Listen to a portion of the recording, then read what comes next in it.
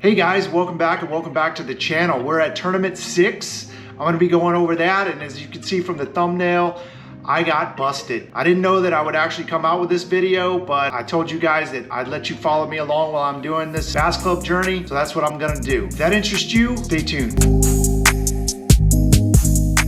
So guys, this was a tough one. I tell you what, we initially had scheduled for a different lake for this June tournament. Got some kind of crazy weather, if you want to call it that, for Texas. We're getting a lot of rain, so a lot of the lakes that we had scheduled are flooded out now. So we had to go back to the same lake that we fished the previous month. Didn't really take time out to pre-fish. My plan was, hey, I had somewhat of success the previous month, so we're just gonna hit those same places and see what we can do. Well, went to those same spots, fished the reeds, dead.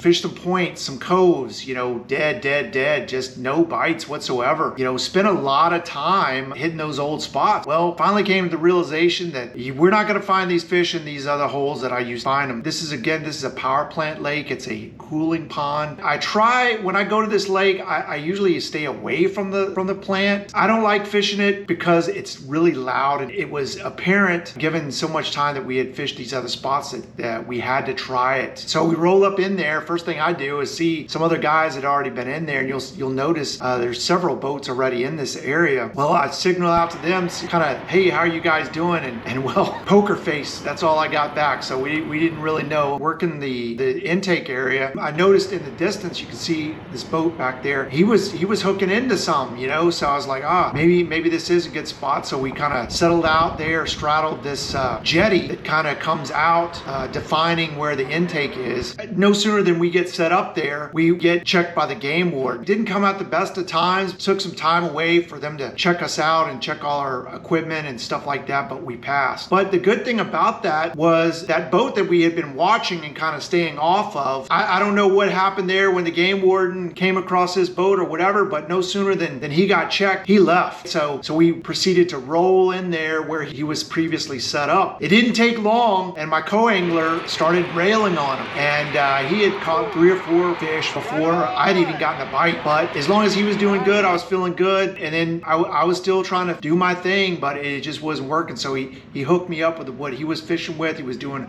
a drop shot with a robo worm, and no sooner than he hooked me up, bam, I got a fish on. So finally got one in the boat. It's like 1 o'clock now. We have till 3 o'clock to fish. That was really the only nice one that I caught there. I did catch a couple of other small ones, so that put me at 3 fish, but we had to hightail it. We took it down to the wire. I was really trying to get that 4th fish, but it didn't happen. My co-angler for the day winds up in 2nd place, which I'm happy for him. I know that it was a grind that morning. He was trying to persuade me, if you will, to go to some other spots, and I was kind of battling with that, given the luck that I'd had in those previous areas that we were fishing. But I did finally listen, which then finally paid off, and I'm glad that it paid off for him, because he got probably 8 or 9 fish and just over the course of a couple of hours after we did find that. I wound up finishing in 6th, which was pretty much midfield, but it was a good day. The way things shook out in standings, I actually went up to 4th place from 5th place, 1 place up in the standings. So that's where we're at. 6 months now into this Bass Club stuff, really enjoying it. I can't tell you guys how